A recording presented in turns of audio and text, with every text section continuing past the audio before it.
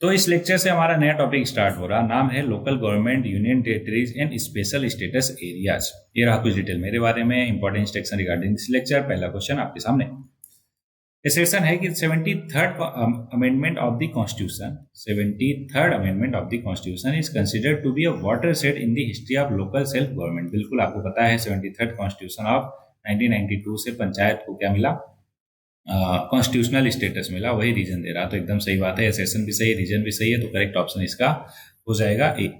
ठीक है, चलो नेक्स्ट क्वेश्चन पे आगे बढ़ते हैं। और नेक्स्ट क्वेश्चन जो है, हाँ ठीक है, सारा कुछ पता ही है हमें, 9 शेड्यूल में है पंचायत का, है ना। नेक्स्ट क्वेश्चन है कि when was the panchayat extension to scheduled area, जिसको पेसा एक्ट भी बोलते हैं, क्या बोलते हैं, पेसा एक्ट ऑफ 1996। तो कब पास हुआ था, 1996 में पास हुआ था। ठीक है, किसके लिए पास हुआ था, to extend the provision of part 9, जो पंचायत का प्रोविजन ऊपर हमने देखा ना, of the constitution related to panchayat to the scheduled area, scheduled area में उसको एक्सटेंड करने के लिए। Scheduled area are areas identify by the fifth schedule. Fifth schedule में शेड्यूल्ड एरिया का मेंशन है, पहले ही मैंने बताया था स्टार्टिंग में, which have predominantly population of tribal community. PESA Act aim at ensuring self-governance through traditional Gram Sabhas for people living in the scheduled area and empowering them to manage their natural resources and customary practices. PESA Act को constitutional within the constitution भी बोला जाता है। तो कल को ये statement आ गया कि which act is known as constitution within constitution, तो आप बता पाओ कि पेसा एक्ट को बोलते हैं, जो 1996 में पास हुआ था। नेक्स्ट है कि which region of the country conferred special status under the article 371J of the constitution of India. देखो 371 के अंदर बहुत सारा special status, special provision given है फॉर डिफरेंट स्टेट्स, है ना। तो अगर हम बात करें 371J का, तो ये है एक्चुअल में हैदराबाद एंड कर्नाटका से रिलेटेड। ठीक है, तो करेक्ट जवाब हो जाएगा इसका हैदराबाद एंड कर्नाटका रीजन से रिलेटेड है, स्पेशल प्रोविजन प्रोवाइडेड है हमारे कॉन्स्टिट्यूशन में as per article 371J।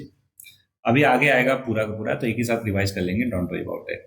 Reservation of seats in panchayat election for scheduled caste shall not apply to the state. अब देखो शेड्यूल्ड कास्ट के लिए वहां पे अप्लाई नहीं होगा जहां पे उनकी पॉपुलेशन बहुत कम है ना, या फिर ना के बराबर। तो एक करेक्ट जवाब है अरुणाचल प्रदेश में शेड्यूल्ड कास्ट पॉपुलेशन बहुत कम है, दैट्स वाई यहाँ पे ये अप्लाई नहीं होता।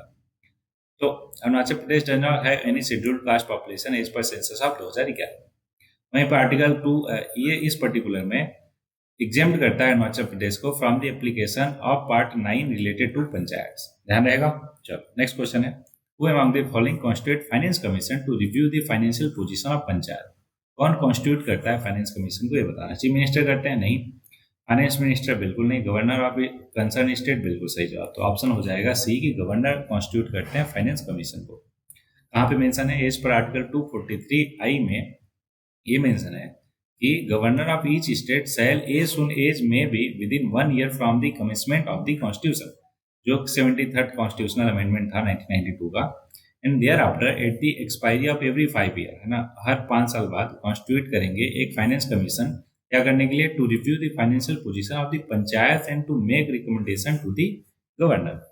नेक्स्ट क्वेश्चन है, अच्छा स्टेट फाइनेंस कमीशन भी रिकमेंडेटरी नेचर है, मतलब ये भी रिकमेंड करती है, ठीक है, कि किस तरीके से जो फंड है वो डिस्ट्रीब्यूट होना चाहिए बिटवीन स्टेट एंड पंचायत। जैसे यूनियन फाइनेंस कमीशन करता है बिटवीन स्टेट्स एंड यूनियन, ऐसे ही स्टेट फाइनेंस कमीशन करता है। नेक्स्ट क्वेश्चन है, which of the following are constitutional authorities, select the correct answer, है ना। कॉन्स्टिट्यूशनल अथॉरिटीज कौन है, तो अभी हमने देखा कि स्टेट फाइनेंस कमीशन तो है, स्टेट इलेक्शन कमीशन भी है, और डिस्ट्रिक्ट पंचायत और स्टेट इलेक्टोरल है क्या, इलेक्टोरल ऑफिसर है क्या। तो इनको छोड़ के बाकी ऊपर वाले दोनों ऑप्शन है, तो करेक्ट ऑप्शन हो जाएगा ऑप्शन ए इसका। ठीक है, ओके। कहाँ पे मेंशन है, आर्टिकल 243K में मेंशन है क्या, स्टेट इलेक्शन कमीशन के बारे में, कि ये कॉन्स्टिट्यूशनल अथॉरिटी है। कैसे आपको पता ही है, 74th अमेंडमेंट एक्ट से, 73rd से आया था किसके लिए, पंचायत के लिए, और 74th से आया था म्यूनिसिपालिटी के लिए। होपफुली आपको पता है।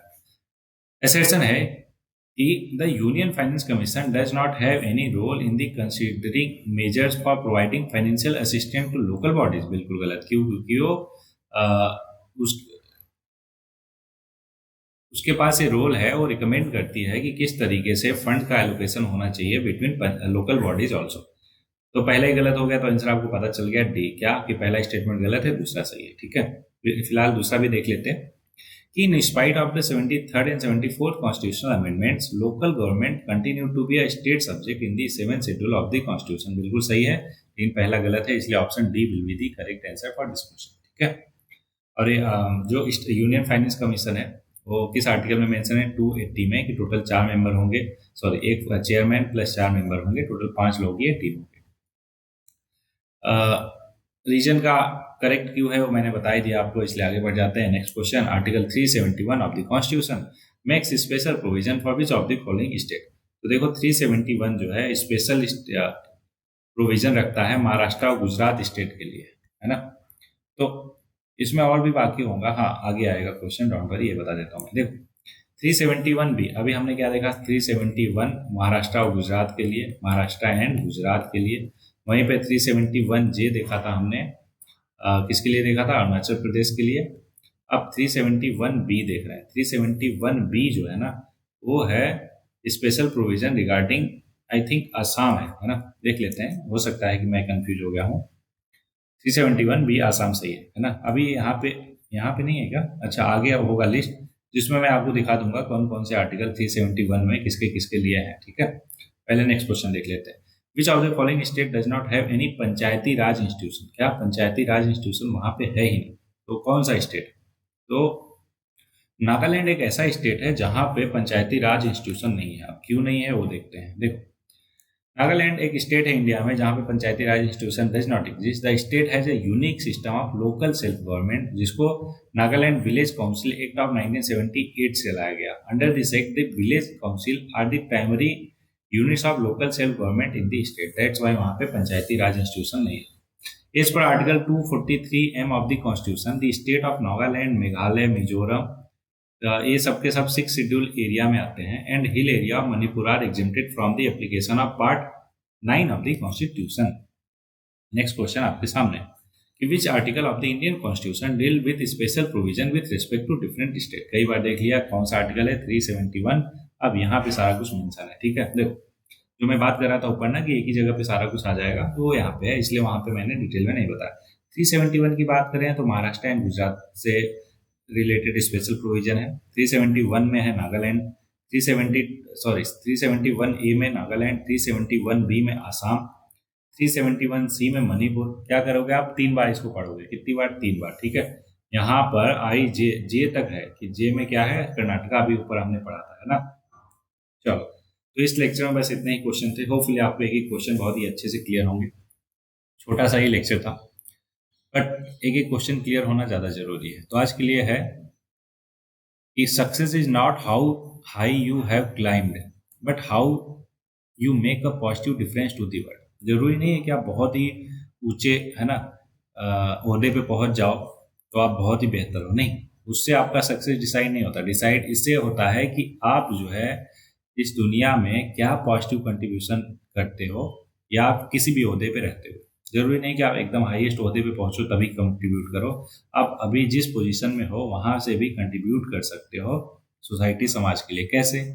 थोड़ा सा ग्रेटफुल होके, थोड़ा सा ग्रेटिट्यूड दिखा के. जी कोई अगर आपके लिए, है ना, भीगते बारिश में जोमेटो से, स्विगी से कुछ लेकर आता है, और अगर उसको आप सामान लेने के बाद एक जरा सा प्यारा सा थैंक यू बोल देते हो स्माइल के साथ, तो उससे बेहतर और कुछ नहीं है उसके लिए, है ना. तो ज़रूरी है कि आप जो है एक पॉजिटिव एस्पेक्ट कंट्रीब्यूट करो इस दुनिया में. क्यों? क्योंकि बहुत सारे ग्रेटिट्यूड की कमी है. होपफुली इन शब्दों को आप ध्यान में रखोगे. मिलते हैं नए लेक्चर में, तब तक के लिए पढ़ते रहिए, आगे बढ़ते रहिए.